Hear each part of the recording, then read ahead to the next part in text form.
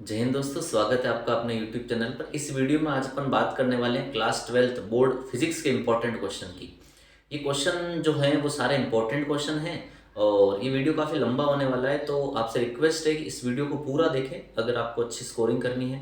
उसके अलावा जो क्वेश्चन आपको नहीं आते उन क्वेश्चन को आप पेपर पे लिखते जाएं ताकि लास्ट टाइम पे एक बार और क्वेश्चन को आप देख सकें, और जो क्वेश्चन आपको अच्छे से आते हैं उनका आप अच्छे से रिवाइज करें। देखते रहें वीडियो को और क्वेश्चन को अटेम्प्ट करें। चलिए स्टार्ट करते हैं।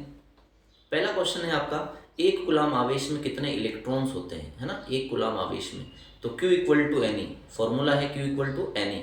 तो एक इलेक्ट्रॉन की वैल्यू निकालनी है तो n बराबर बन जाएगा Q बाई ई। क्यू का मान एक इलेक्ट्रॉन एक कूलाम दे रखा है, इलेक्ट्रॉन का मान होता है 1.10⁻⁻⁹।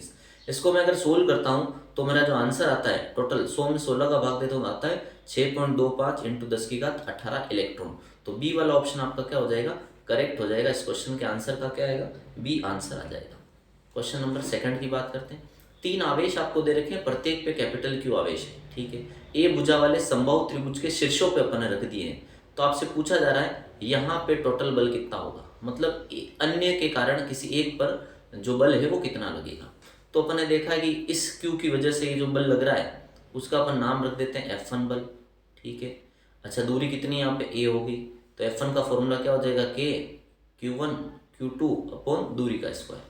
उसी प्रकार इस Q की वजह से भी इस Q के ऊपर बल लग रहा है, तो इसकी दिशा अपन क्या दे देंगे, F2। F2 बल का फॉर्मूला भी सेम टू सेम है क्योंकि दोनों की दूरी जो है वो क्या सेम है। तो जो फॉर्मूला बना वो कितना बना, के कैपिटल Q स्क्वायर बटा ए स्क्वायर, जिसमें F1 और F2 दोनों का मान क्या है, बराबर है। अब अपने को ये देखना है दोनों बल जो है वो अलग अलग कोण पे झुके हुए हैं। तो जब अलग अलग कोण पे झुके होते हैं और बल एक सदिश राशि है तो उसका अपन कर देते हैं वेक्टर सम, मतलब समांतर चतुर्भुज का नियम लगा के इसको अपन सोल्व कर देते हैं। तो देखो F1 और F2 के बीच में यहाँ कोण कितना बनेगा, समबाहु त्रिभुज 60 डिग्री बनेगा। तो F1 और F2 के बीच में टोटल परिणामी निकलेगा जो उसके कटान बिंदु से गुजरेगा। अपने को इस परिणामी F की वैल्यू ज्ञात करनी है। तो ये F की वैल्यू कैसे ज्ञात होगी, तो समांतर चतुर्भुज के नियम से इस F की वैल्यू को ज्ञात करने के लिए फॉर्मूला है अंडर रूट ऑफ पहला वाला बल, फर्स्ट वाला बल का स्क्वायर, सेकंड वाले बल का स्क्वायर प्लस 2 F1 F2, पहला और दूसरा बल है कोस थीटा। अभी देखो यहाँ पे अपन ने क्या देखा, F2 की जगह आप क्या लिख सकते हो, F1 लिख सकते हो। तो F1 की जगह F1 चल रहा है, F2 की जगह मैंने क्या लिख दिया, F1 लिख दिया है। 2 की जगह 2 चल रहा है, F1 की जगह F1 है, और F2 की जगह मैंने क्या लिख दिया, F1। उसको सोल्व किया तो आ गया F1 square 2F1 square 2F1 square again cos 60 का मान 1/2 होता है, ये 2 से 2 क्या हो गया, कट गया। तो आंसर आ गया 2F square plus 1F square equal to 3F square. Root में स्क्वायर से बाहर निकालेंगे तो F अकेला बच जाएगा F1, तो रूट 3F1। F1 का मान कितना था वो यहाँ से पुट कर दिया मैंने, तो ऑप्शन नंबर जो है वो आपका डी जो है करेक्ट हो गया, ठीक है ना। आगे बढ़ते हैं, क्वेश्चन नंबर 3 की तरफ चलते हैं। किसी पिंड को ऋणावेशित कैसे किया जा सकता है ये पूछा जा रहा है। तो देखो एक वस्तु है या पिंड है, इसको अगर आप इलेक्ट्रॉन देते हो तो ये वस्तु या पिंड क्या बन जाता है, ऋणावेशित बन जाता है। और यहाँ से अगर आप इलेक्ट्रॉन निकाल देते हो तो ये वस्तु क्या बन जाती है, धनावेशित। लेकिन अभी आपसे क्या पूछ रहा है, ऋणावेशित कैसे कर सकते हो। तो कैसे कर सकते हो, इसको ऊपर आप क्या दे रहे हैं, इलेक्ट्रॉन दे रहे हैं। इलेक्ट्रॉन देने से क्या बन जाएगा, ऋणावेशित बन जाएगा। इलेक्ट्रॉन देने से ऋणावेशित। नेक्स्ट क्वेश्चन है क्वेश्चन नंबर 4। दो आवेश दे रखे हैं, प्रत्येक पर एक कूलाम आवेश है, 1 किलोमीटर की डिस्टेंस पे रखा हुआ है दोनों को। तो उसके बीच में बल कितना लगेगा ये पूछा जा रहा है आपसे। तो Q1 का मान 1 हो गया, Q2 का मान भी 1 हो गया, R का मान कितना दे रखा है, 1 किलोमीटर को मीटर में अपन ने कन्वर्ट कर दिया। फॉर्मूला लगाया बल का, क्या फॉर्मूला होता है, के Q1 Q2 बटा आर स्क्वायर। के का मान रखा, Q1 Q2 का मान आर स्क्वायर। यहाँ थोड़ी सी गलती नहीं हो जाए आपसे, किलोमीटर को किस में कन्वर्ट करना है, मीटर में कन्वर्ट करना है। तो कन्वर्ट करोगे तो आपका आंसर आ जाएगा 9 गुणा 10⁻3, जो ऑप्शन नंबर कौन सा करेक्ट हो जाएगा, फोर्थ वाला ऑप्शन, ए वाला ऑप्शन आपका क्या हो जाएगा, करेक्ट हो जाएगा। नेक्स्ट सवाल है 5वां सवाल। जिन वाहनों में ज्वलनशील पदार्थ भरा होता है ना, हाईली इन्फ्लेमेबल पदार्थ भरा होता है, उन्हें प्राय जंजीर लटकाई जाती है। जैसे यहाँ डायग्राम में दिख रहा होगा आपको, इसके अंदर कुछ ज्वलनशील पदार्थ भरा हुआ है तो साइड में एक जंजीर लटकाई जाती है। वो जंजीर हमेशा पृथ्वी को टच करते हुए चलती है। तो आपसे पूछा जा रहा है वो जंजीर क्यों लटकाई जाती है। अगर इसके अंदर पेट्रोल या कुछ और ज्वलनशील पदार्थ जा रहा है तो उसके अंदर ऐसा किया जाता है। तो ऐसा क्यों करते हैं, इसके अंदर क्या होता है, घर्षण की वजह से आवेश आ जाता है। आवेश होने की वजह से इसके अंदर एक भंवरधारा उत्पन्न हो जाती है जिसमें विस्फोट हो सकता है। तो अपन चाहते हैं यहाँ जो अतिरिक्त आवेश बना वो कहाँ चला जाए, पृथ्वी के अंदर चला जाए। पृथ्वी को मतलब इस जंजीर से इसको आवेश को क्या कर देते हैं, भू संपर्कित कर देते हैं, ताकि सारा आवेश कहाँ चल जाता है, पृथ्वी के अंदर चल जाता है। तो कारण क्या है, ज्वलनशील पदार्थों में उत्पन्न आवेश जंजीर द्वारा कहाँ चल जाता है, भूमि में चला जाता है। तो आंसर हो जाएगा आपका सी आंसर। वाहन की बॉडी को भू संयोजित करके अपन इस जंजीर को लटकाए जाते हैं ताकि सारा आवेश कहाँ जाता है, पृथ्वी के अंदर चल जाता है। निर्वात की विद्युतशीलता का मान कितना होता है, तो याद रखना 8.85 इंटू 10⁻12। ये निर्वात की आपकी क्या होती है, विद्युतशीलता होती है। 7वां क्वेश्चन है, दो समान गोले दे रखे हैं जिन पर आवेश जो दे रखा है एक पे प्लस क्यू है और एक पे क्या है, माइनस क्यू। कुछ दूरी पर रखे गए हैं, उनके बीच जो है वो एफ बल कार्य कर रहा है। कितना बल कार्य कर रहा है, एफ बल कार्य कर रहा है। अगर दोनों गोलों के बीचों बीच एक प्लस क्यू आवेश रख दिया जाता है, देखो एक आवेश हो गया ये Q1 और एक हो गया Q2, इसके बीच में बोला जा रहा है ये क्यू रख दो आप, बीचों बीच रखो। पहले दूरी कितनी थी, R थी, बीचों बीच रखा तो दूरी कितनी होगी, R/2। इधर भी दूरी कितनी होगी, R/2। आपसे पूछा जा रहा है यहाँ पे टोटल बल कितना लगेगा, कहाँ पर लगेगा बल, इस क्यू जो आपने रखा ना बीच में, वहाँ टोटल बल कितना लगेगा ये आपसे पूछा जा रहा है। तो देखो पहला तो अपन निकालेंगे इस Q1 की वजह, इस Q की वजह से यहाँ पे बल, क्योंकि ये धनावेश है तो बल की दिशा कहाँ होगी, बाहर की तरफ होगी, है ना, इस तरफ बल लगेगा आपका। उसका नाम रख दिया अपन ने F1। तो F1 कैसे सोल्व करते हैं, पहले अपन बता देते हैं F क्या होगा, है ना। दोनों आवेशों को पहले जब R दूरी पे रखा तो उसके बीच में बल कौन सा काम करेगा, F बल काम करेगा। तो F का फॉर्मूला क्या होता है, K, Q1 की जगह क्या हो गया, Q हो गया, और Q2 की जगह क्या हो गया, ये भी Q हो गया। तो KQ/R²। ठीक है, परिमाण देखा केवल अपन। ये आपको ध्यान रखना है, बल का मान इतना था। कब था, जब अपन बीच में कोई भी आवेश नहीं रखा तब था। तो F1 का मान कितना आ गया, K, इन दोनों के बीच में बल बात कर रहे हैं अपन, तो KQ² दूरी कितनी होगी, दूरी होगी आपकी R/2। तो R/2 का स्क्वायर किया तो R², 2 स्क्वायर कहाँ चल जाएगा, ऊपर चल जाएगा, है ना, 2 स्क्वायर कहाँ चले गया, ऊपर चला गया। तो ये बन गया 4 KQ²/R²। ये KQ²/R² पुराना वाला था इसलिए 4F बल लग गया। F2 कितना लगेगा, अच्छा ये वाला इस पे बल लगाएगा, लेकिन ये माइनस आवेश होने की वजह से बल की दिशा इस तरफ रहेगी आपकी, तो बल इतना ही लगेगा क्योंकि दूरी दोनों की सेम है। अब टोटल बल कितना लग रहा है, टोटल बल दोनों को अपन जोड़ लेते हैं, तो दोनों को जोड़ा तो कितना आ गया, 4F कितना हो गया, 8F। अभी बल की दिशा इंपॉर्टेंट है, देखो पहला वाला जो धनावेश था उसकी वजह से बल जो दिशा इस तरफ थी, दूसरा वाला ऋणावेश था उसकी वजह से बल की दिशा भी क्या होगी, उसी तरफ होगी। तो ये दोनों F1 और F2 कहाँ जा रहे हैं, एक ही दिशा में जा रहे हैं, एक ही दिशा में जा रहे हैं, क्या करेंगे इसको हम जोड़ लेंगे, तो टोटल परिणामिक दिशा क्या आएगी, -Q की तरफ आएगी। तो सी वाला ऑप्शन आपका क्या हो जाएगा, करेक्ट हो जाएगा।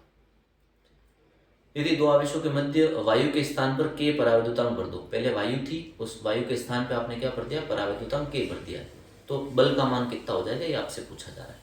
तो निर्वात में जो बल होता है उसका एक सूत्र होता है, ये रहा F बराबर, इसको आप K भी लिख सकते हो, F बराबर KQ1Q2/R²।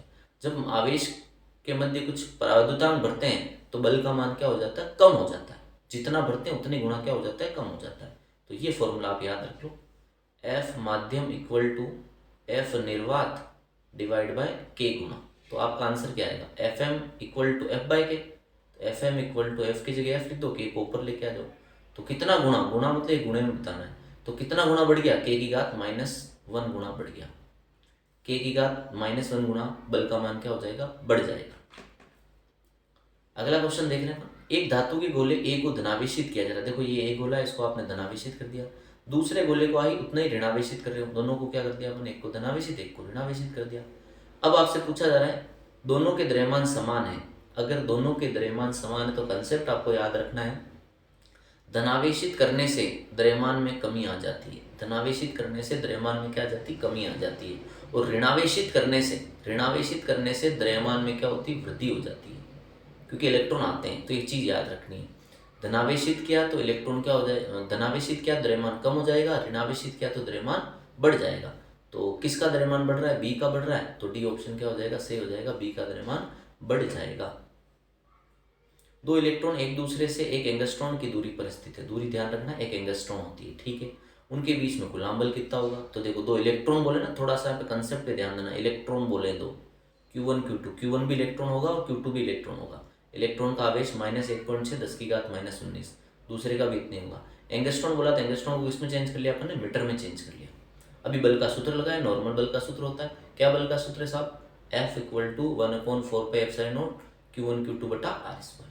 तो ये इसको सोल्व करेंगे, कई एक प्रकार का, इसका मान इतना होता है, Q1 का मान इतना है, Q2 का मान इतना है, और दूरी का स्क्वायर इतना है, ठीक है। सोल्व किया तो इसका आंसर आ जाएगा, ध्यान से सोल्व करना। अच्छा, आंसर जो आ रहा है ये 10 की घात -9 आ रहा है, तो ऑप्शन में कहीं 10 की घात -9 नहीं है, इसको 8 ऑप्शन दे रखा, तो 10 की घात -8 बनाओगे तो 1 पॉइंट आगे खिसक जाएगा। ये जो पॉइंट था वो आगे खिसक गया, कितना आ गया 2.3 इंटू 10 की घात -8, 2.3 इंटू 10 की घात कितना आ जाएगा -8 आपका बल आ जाएगा। जब किसी उदासीन प्लेट से 10 की घात 19 इलेक्ट्रॉन निकाले जा रहे हैं, मान लो कोई उदासीन प्लेट है, उससे कितने इलेक्ट्रॉन निकाल दिए 10 की घात -19 इलेक्ट्रॉन निकाल दिया आपने, तो इस पर आवेश कितना होगा, सिंपल सा फंडा है। कितने निकाले, नंबर कितने हैं, 10 की घात 19 निकाले साहब, आवेश मतलब क्यू निकालना है, तो क्यू का सूत्र क्या होगा, क्यू बराबर होता है नहीं, इलेक्ट्रॉन बाहर निकालने पर धनावेश आ जाएगा, ये बात पता है अपने को, इलेक्ट्रॉन निकालेंगे तो वस्तु धनावेशित हो जाएगी, तो प्लस माइनस यानी में प्लस का चिन्ह यूज करना है अपने, निकालते तो प्लस का और जब इलेक्ट्रॉन देते तो माइनस का साइन यूज करना है अपने को। तो एन का मान 10 की घात 19 है और ई का मान सबको पता है, सोल्व करेंगे तो कितना आ जाएगा 1.6 10 की घात +19 -19 कितना बन जाएगा, ये 0 बन जाएगा, तो कितना आवेश हो जाएगा प्लस का 1.6, बी वाला ऑप्शन आपका क्या हो जाएगा, करेक्ट हो जाएगा। वायु में रखे दो आवेश एक दूसरे को 10 की घात -4 न्यूटन बल से क्या कर रहे हैं, प्रतिकर्षित कर रहे हैं, बल दे रखा आपको, दोनों आवेशों के में तेल भर दिया जाए, मतलब कोई परावैद्युत पदार्थ भर दिया गया है, तो बल कितना हो जाता है, इतना हो जाता है, तो परावैद्युत पदार्थ का मान बताओ, सिंपल है साहब। अभी जस्ट आपको बताया था कि परावैद्युतांक बराबर या फिर माध्यम में जो विद्युत बल होता है वो निर्वात का विद्युत बल बटा परावैद्युतांक होता है, तो माध्यम में विद्युत बल आपको परावैद्युतांक पूछा है, इसको मैंने इधर भेज दिया, इसको मैंने नीचे लिया है, तो देखो माध्यम में कितना है, सॉरी निर्वात में कितना है 10 की घात -4 है, माध्यम तो तेल भर दिया था तब कितना है 2.5 इंटू 10 की घात -5 है, इसको मैं सोल्व करूंगा तो कितना आ जाएगा 4, तो परावैद्युतांक का मान कितना है 4 है, जब आपने उसको तेल भर दिया तो तेल का परावैद्युतांक आ गया कितना 4। जब कांच की छड़ को सिल्क से रगड़ दिया जाता है, कांच की छड़ को किससे रगड़ रहे हो, सिल्क पे, तो कांच जो होती है वो क्या हो जाती है, धनावेशित हो जाता है, और सिल्क का कपड़ा क्या हो जाता है, ऋणावेशित हो जाता है। तो कांच की छड़ को सिल्क से रगड़ा जाता है, तो ध्यान रखना है सिल्क ऋणावेशित हो रहा है, इसका मतलब सिल्क को इलेक्ट्रॉन दे रहे हैं, ऋणावेशित कब होता है, जब इलेक्ट्रॉन देते हैं, ऋणावेशित सिल्क हो रहा है, धनावेशित कौन हो रहा है, कांच हो रहा है, ठीक है साहब। समान त्रिज्या के दो गोलाकार चालक दे रखे हैं बी और सी, अच्छा बी और सी जो है वो समान त्रिज्या के, बी और सी इसकी त्रिज्या समान है, ध्यान रखना है। आवेश की मात्रा भी क्या है, समान है, दोनों पे समान आवेश दिया, देखो +q और +q, तथा उन्हें एक दूसरे से कुछ दूरी पर रख दिया तो बल कितना लग रहा है, F लग रहा है। अच्छा इनको कुछ दूरी पर r दूरी पर रख दिया मान लो, तो बल कितना लग रहा है, F लग रहा है, इस बल को नोट कर दिया अपन ने। अच्छा ये बल कब है, जब अपन ने इन दोनों आवेशों को r दूरी पर रख दिया। अब आगे बोल रहा है उतनी ही त्रिज्या वाले अन्य अनावेशित चालक का संपर्क B से कराते, अनावेशित है, पहले संपर्क किससे करा रहे हैं, B से करा रहे हैं, लेकिन इसके पास अभी कोई आवेश नहीं है, तो संपर्क कराओगे उसके बाद प्रत्येक पे आवेश कितना होगा, तो Q + 0 दोनों को जोड़ोगे, अलग अलग करोगे, वापस इनको वापस अलग अलग करना है साहब, तो एक पे आवेश कितना हो जाएगा, पहले Q + 0 दोनों को जोड़ा मैंने, Q बटा बंटवारा करोगे तो आवेश का बंटवारा आधा आधा हो जाएगा, तो इस वाले पे आवेश कितना हो जाएगा Q/2 और इस वाले पे आवेश कितना हो जाएगा Q/2, टोटल आवेश कितना मिल जाएगा अपने को Q/2। आवेश का बंटवारा दोनों पे समान हो चुका है। अच्छा अब क्या करना है, C से भी संपर्क कराना है इसको, है ना, C से भी संपर्क कराना है, तो पहले से इसका आवेश कितना था Q/2 हो गया, C पे के पास कितना आवेश था Q था, तो Q + Q/2 दोनों आवेश जुड़ जाएंगे, कितने हो जाएंगे 3Q/4 हो जाएगा आवेश जुड़ के, है ना, Q + Q/2 डिवाइड बाई 2 करोगे तो ये आ जाएगा ऊपर 2Q + Q डिवाइड बाई 2 और बटा 2, तो ये टोटल कितना बन जाएगा 3Q/4, ये टोटल आवेश अपना बन जाएगा, ठीक है। अब इस आवेश, ये प्रत्येक पे अब आवेश बचा है, अब किसके बचा है आवेश, C पर बचा है, ध्यान रखना C पर और B पर। अब अपने को क्या करना है, किस किस को समान रखना है, B और C को, B और C को पास में रखना है, तो B पे कितना आवेश था, B पे कितना आवेश है, देखो ध्यान से, B पे है Q/2 इधर शिफ्ट हो गया है, और C पर कितना आवेश है, C पर ये रहा आवेश, ये इधर शिफ्ट हो गया। अब अपने को बताना इन दोनों के बीच में बल कितना लगेगा, तो बल का फॉर्मूला लगा तो F = K, Q1 Q/2 हो गया, Q2 3Q/4 हो गया, डिवाइड बाय दोनों के बीच की दूरी कितनी है R है, तो R रख दिया मैंने, तार का स्क्वायर, टोटल इसको सोल्व किया तो आंसर आ जाएगा आपका 3/8F, मतलब पुराने बल का 3/8 गुणा, ऑप्शन नंबर हो जाएगा आपका जो है D, वो करेक्ट हो जाएगा। नेक्स्ट सवाल है 15वां सवाल, जब किसी वस्तु को पृथ्वी से जोड़ा जाता है तो पृथ्वी से वस्तु और इलेक्ट्रॉन का प्रवाह होता है, इसका तात्पर्य क्या है, किधर से किधर, पृथ्वी से वस्तु की और इलेक्ट्रॉन का प्रवाह हो रहा है, पृथ्वी से इलेक्ट्रॉन निकल के कहाँ आ रहे हैं, वस्तु की तरफ आ रहे हैं। इसका मतलब वस्तु से धनावेश निकल के कहाँ जा रहे हैं, पृथ्वी की तरफ जा रहे हैं। इसका मतलब तो यही हुआ। तो अपन क्या कह सकते हैं इसको, अब अनावेशित रहती है वस्तु, अनावेशित रहती नहीं साहब, वस्तु कैसे अनावेशित रहेगी, वस्तु क्या हो जाएगी, धनावेशित हो जाएगी। कारण क्या है, इलेक्ट्रॉन निकल के आ रहे हैं, है ना, चालक तार से। इलेक्ट्रॉनों का प्रवाह किधर से किधर हो रहा है, तो पृथ्वी से चालक की तरफ हो रही है। तो वस्तु क्या हो या पृथ्वी क्या हो जाएगी, धनावेशित हो जाएगी। तो यहाँ कुछ कंसेप्ट लिख रखा है, ध्यान से पढ़ो। आवेशों का प्रवाह उच्च विभव से किधर होता है, निम्न विभव की ओर होता है। आवेश का जो प्रवाह होता है वो उच्च विभव से निम्न विभव की ओर होता है। ऋणावेश का प्रवाह धनावेश की ओर होता है। अब ऋणावेश किधर जाता है, धनावेश की तरफ जाता है। नॉर्मल सा कंसेप्ट है। ऋणावेश किधर जाएगा, धनावेश को ढूंढेगा। ऋणावेश व बराबर मात्रा में धनावेश से मिलकर उदासीन हो जाता है। उदासीन किसे होगा, धनावेश और ऋणावेश मिलकर दोनों क्या हो जाएंगे, उदासीन। अब सोचो आप, ये इलेक्ट्रॉन इधर जा रहे हैं, इसका मतलब यहाँ पे क्या पड़ा हुआ, धनावेश पड़ा हुआ है। इलेक्ट्रॉन उस तरफ जा रहे हैं, इसका मतलब क्या पड़ा हुआ, धनावेश पड़ा हुआ, तभी तो इलेक्ट्रॉन उस तरफ जा रहे हैं। ठीक है, नेक्स्ट सवाल है अपना, धातु का पराविद्युतांक कितना है। तो याद रखना, धातु का जो पराविद्युतांक होता है आपका वो कितना होता है, अनंत होता है। धातु का पराविद्युतांक अपना निम्न में से गलत कथन को अपने को चुनना है ना, गलत कथन जो होगा उसको चुनना है। कूलाम का नियम उस विद्युत बल को सही परिभाषित करता है। कूलाम का नियम कहाँ लगता है, तो कूलाम का नियम आवेशों के बीच लगता है। एक धनावेश हो सकता है, धनावेश हो सकता है, धनावेश हो सकता है, ऋणावेश हो सकता है, इनके बीच में काम करता है ना, आवेशों के बीच में काम करता है।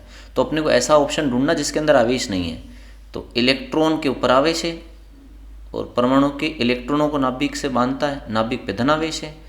अच्छा, नाभिक के अंदर प्रोटॉन है और न्यूट्रॉन, अच्छा न्यूट्रॉन पे कोई आवेश नहीं होता है। तो ये वाला ऑप्शन आपका क्या हो जाएगा, करेक्ट हो जाएगा। नीचे वाले पढ़ लो, परमाणु को परस्पर बांधकर अणु बनाता, बिल्कुल परमाणु के ऊपर धनावेश ऋणावेश दोनों आ गया। अणु में परमाणु को परस्पर बांधकर ठोस बना, बिल्कुल ये है। तो आपको ऑप्शन नंबर कौन सा, बी जो है वो करेक्ट नहीं है। परमाणु के अंदर नाभिक में प्रोटॉन एवं न्यूट्रॉन, न्यूट्रॉन पर कोई आवेश होता ही नहीं है, तो बांधेगा कैसे उसको। नेक्स्ट सवाल है आपका, विद्युत आवेश की एक समान गति से उत्पन्न होता है। विद्युत आवेश की एक समान गति से क्या उत्पन्न होता है, अपने को ये बताना है। तो विद्युत आवेश की एक समान गति से विद्युत एवं चुंबकीय क्षेत्र दोनों उत्पन्न होते हैं। अगर आपका आवेश स्थिर होता है तो विद्युत क्षेत्र उत्पन्न होता है।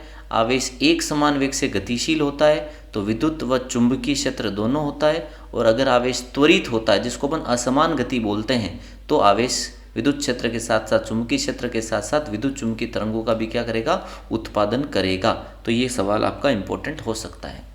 विद्युत क्षेत्र की तीव्रता का मात्रक अपने को बताना है। तो विद्युत क्षेत्र की तीव्रता का सूत्र जो होता है वो क्या होता है आपका, E=F/Q, है ना, फोर्स बटा चार्ज, एकांक धनावेश पे लगने वाला बल। अच्छा, बल का मात्रक होता है आपका न्यूटन और आवेश का क्या होता है, कूलाम। तो बन गया आपका न्यूटन पर कूलाम। लेकिन यहाँ अच्छा बिल्कुल दे रखा है न्यूटन पर कूलाम, पहला ऑप्शन से हो गया। एक मात्रक और होता है उसका, बल बटा आवेश। अच्छा, इसको मैंने क्या किया है, x से गुणा कराया है और x से भाग भी करा दिया है, ताकि ये बल इंटू विस्थापन क्या बन गया, कार्य बन गया, और q इंटू एक्स, ध्यान से देखना।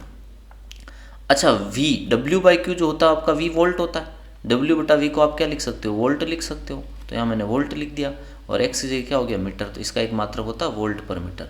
तो वोल्ट पर मीटर भी होता है और न्यूटन पर कूलाम भी होता है। दोनों आवेश के क्या होते हैं, आपके मात्रक होते हैं।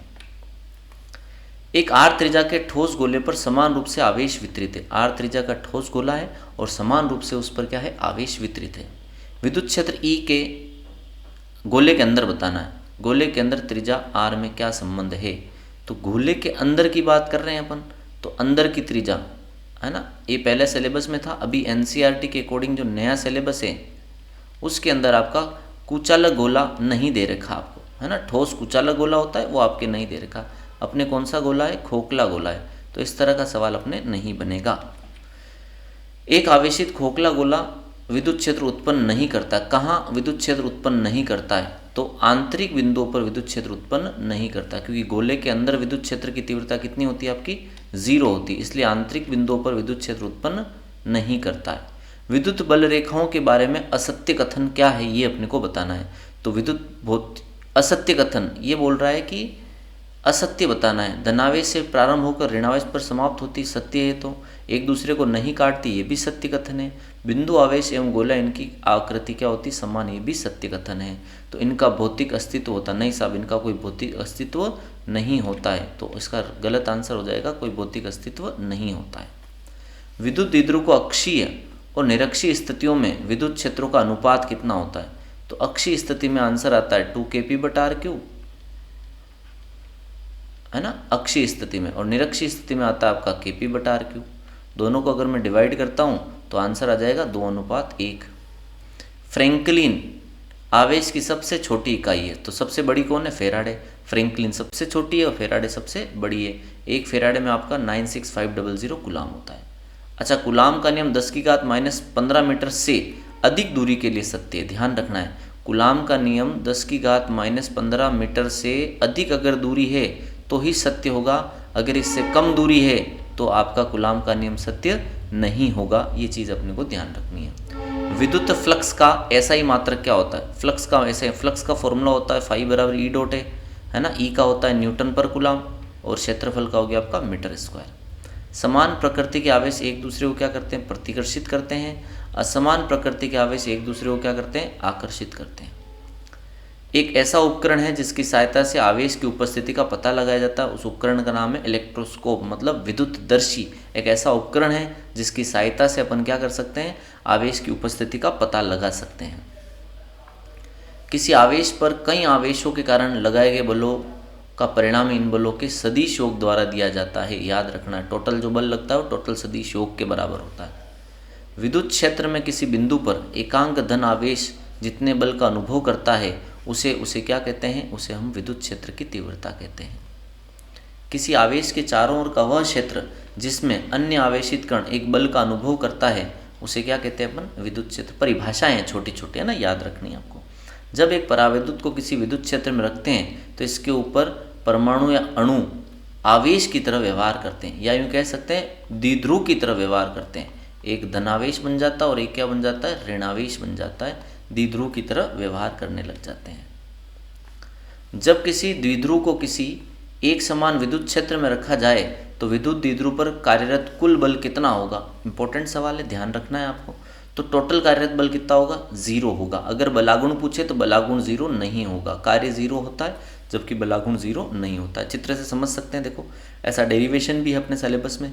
तो एक विद्युत क्षेत्र दे रखा है एक समान, इसके अंदर अपन ने विद्युत द्विध्रुव को रख दिया, तो इसके ऊपर धनावेश की वजह से बल इस तरफ लगेगा और ऋणावेश की वजह से बल इस तरफ लगेगा। टोटल बल कितना? इस पे बल लगा QE और इस पे बल कितना लगेगा? -QE। तो टोटल दोनों को जोड़ो, +QE और -QE दोनों को जोड़ेंगे, टोटल बल कितना आ जाएगा? 0। लेकिन यहाँ पे बलागुण काम करेगा। बलागुण का फॉर्मूला क्या होता है? PE sin θ आपके बलागुण का सूत्र होता है। नेक्स्ट सवाल, एक चालक की सतह पर विद्युत क्षेत्र की तीव्रता उस बिंदु पर किसके समानुपाती होती है? तो ध्यान रखनी है, विद्युत क्षेत्र की तीव्रता का चालक पृष्ठ के लिए आंसर होता है σ/ε0, याद रखना है। अच्छा, E जो है वो सिग्मा के समानुपाती है। सिग्मा यहाँ पे क्या है? पृष्ठीय आवेश घनत्व। सिग्मा क्या है यहाँ पे? पृष्ठीय आवेश घनत्व। तो किसके समानुपाती होती है? पृष्ठीय आवेश घनत्व के समानुपाती होती है। एक तो ये उत्तर हो सकता है अपना। दूसरा, सिग्मा को आप लिख सकते हो Q/है, तो किसके समानुपाती हुई? आवेश के भी समानुपाती। तो अपन कह सकते हैं सिग्मा के भी समानुपाती और आवेश के भी समानुपाती है। विद्युत क्षेत्र की दिशा सदैव किसकी ओर होती है? तो याद रखना, विद्युत क्षेत्र की दिशा जो होती है धनावेश से निकलती है। विद्युत क्षेत्र के जो बल रेखा होती है, क्षेत्र रेखा होती है, वो धनावेश से निकलती है और ऋणावेश पर समाप्त होती है। तो धनावेश से दूर जाती है और ऋणावेश के पास आती है। ये चीज़ अपने को ध्यान रखनी है। एक छोटे विद्युत द्विध्रुव के लिए अक्षीय स्थिति में विद्युत क्षेत्र की तीव्रता निरक्षीय स्थिति में विद्युत क्षेत्र की तीव्रता कितना गुणी होती है? तो ये कितनी होती है? अभी थोड़ी देर पहले बताया। अक्ष पे तीव्रता 2kp/r³ होती है, निरक्ष पे तीव्रता kp/r³। दोनों का अनुपात करोगे तो हमेशा आंसर आएगा 2 गुना होगी। अक्ष पे जो तीव्रता होती है वो निरक्ष की कितना गुना होती है? 2 गुना होती है। एक इलेक्ट्रॉन का द्रव्यमान बताओ, तो एक इलेक्ट्रॉन का द्रव्यमान 9.1 × 10⁻31 kg। विद्युत द्विध्रुव के कारण इसके अक्ष पर विद्युत क्षेत्र की तीव्रता जस्ट बताए 2kp/r³। इसको आप क्या लिख सकते हो? K भी लिख सकते हो। तो ये क्या बन जाएगा? 2kp/r³ बन जाएगा आपका। नेक्स्ट सवाल है, निर्वात की विद्युतशीलता पहले भी आ चुका है। एक इलेक्ट्रॉन तथा एक प्रोटॉन समरूपी विद्युत क्षेत्र में स्थित है। याद रखना, कौन कौन दे रखे हैं? इलेक्ट्रॉन भी दे रखा है और प्रोटॉन भी दे रखा है। समरूपी विद्युत क्षेत्र में स्थित है तो उत्पन्न त्वरण का अनुपात कितना होगा ये बताना है। तो इलेक्ट्रॉन पर लगने वाला बल का सूत्र होता है F = QE। ठीक है, Q की जगह इलेक्ट्रॉन बोला इसलिए E लिख दिया, E की जगह E। अच्छा, F बराबर क्या होता है? एक सूत्र होता है Ma होता है। इलेक्ट्रॉन की बात करें, इन दोनों को मैंने बराबर कर दिया। यहाँ से मेरे को ए निकालना है, तो इस एम को कहाँ भेज दिया मैंने, नीचे भेज दिया। तो त्वरण का सूत्र याद रखो, ये रहा त्वरण का सूत्र, क्यू ई बटा एम ई। क्यू की जगह इलेक्ट्रॉन है और एम इलेक्ट्रॉन का द्रव्यमान है। एपी मतलब प्रोटॉन का त्वरण की बात है। क्यू ई की जगह ई आ गया, प्रोटॉन आ जाएगा। प्रोटॉन और इलेक्ट्रॉन का आवेश तो क्या होता है, सेम ही होता है, ई बटा एम पी। तो कुल मिला के यहाँ पे डिपेंड कौन करेगा, देखो ये दोनों सेम है, कट जाएंगे दोनों, एम ई और एम पी एक दूसरे के व्युत्क्रमानुपाती हो जाएंगे। तो देखो यहाँ ए ई आया, भाग दिया दोनों को, एम ई कहाँ आएगा, नीचे आ जाएगा आपका। तो एम ई कहाँ आ गया, नीचे। सोल्व करोगे तो ए ई के बराबर में एम पी आ जाएगा और ए पी के बराबर में एम ई आ जाएगा। उल्टा हो रहा है, द्रव्यमान किसका ज़्यादा होता है, प्रोटॉन का ज़्यादा होगा, तो त्वरण का इलेक्ट्रॉन का क्या होगा, ज़्यादा होगा। द्रव्यमान जिसका ज़्यादा उसका त्वरण कम, द्रव्यमान जिसका कम उसका त्वरण ज़्यादा। तो जिसका द्रव्यमान कम होता है उसका त्वरण हमेशा क्या होता है, ज़्यादा होता है। अपने को ये याद रखना है। तो इलेक्ट्रॉन का त्वरण क्या होगा, ज़्यादा होगा। जब एक परीक्षण आवेश को अनंत से किसी विद्युत क्षेत्र के लंब अर्धक के अनुदिश लाया जाता है, याद रखना किधर ला रहा है, लंब अर्धक के अनुदिश लाया जाता है, तो किया गया कार्य कैसा होगा ये बताना है अपने को। तो ध्यान रखना है, लंब अर्धक पे टोटल जो विभवांतर बन जाता है वो जाता है 0।